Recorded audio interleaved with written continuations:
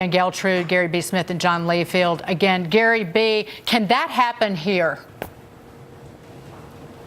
think what you're seeing is, yes, on the roots of it, it's a protest to the gas tax, but I think it's more a protest of the people don't feel the government's doing a good job. You have a country that has 10% chronic, 10% unemployment. And what happens when you get a government that has so much input into the GDP, almost 53% of France's GDP, you get people dependent on what the government does. If you want a preview of what the U.S. could look like years from now as the government grows increasingly in size, look no further than what's happening in Paris. Again, I read that quote from the Wall Street Journal editorial today, John, that the rich are not rich enough to fund a modern welfare state.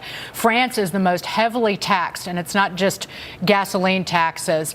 It is social insurance, payroll taxes, property taxes, a value-added tax. And here's the story out of what we're seeing there. That it is not just the rich who pay for this. It is everybody pays for this. And every citizen of a country that is a welfare state, that is a socialist state, pays for it. And at some point, there is a breaking point.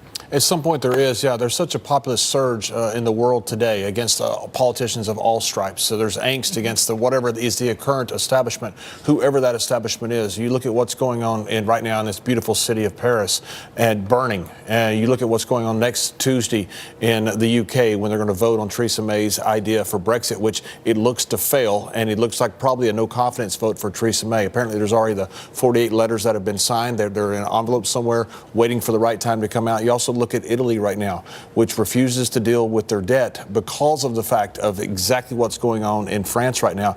The EU could be in the verge of breaking up. If something happens on this Brexit vote and England opts a hard Brexit out, Italy probably goes out as well. The EU breaks up. But Dan, this is also a leader, Emmanuel Macron, trying to follow an environmental agenda without actually running the numbers on what would be the economic impact. Willing to, to kneecap is a word the Journal uses, kneecap the economy in order to reduce emissions that are already very low on a per capita basis. Again, this is the kind of reaction that you get when people are fed up, whether they're on the right or the left. That's true. And when you have, in France's case, a president who's trying to save the world, I think the French people are turning around and say, hey, we got problems here at home. Let's take care of that first. I don't necessarily think that this tax, this gas tax that started this, shall we say, revolution is what it's all about. It's really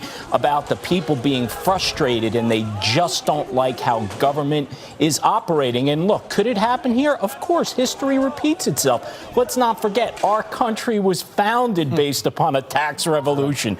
Could it happen again? Absolutely it can, and we need to make sure we're really careful about how much we're taxing people, because eventually you run out of people to tax. Gary B., final word to you, but President Trump tried to warn the French leader, saying no responsible leader can put the workers and the people of their country at this debilitating and tremendous disadvantage. He said of the costs of the Paris climate deal when he withdrew.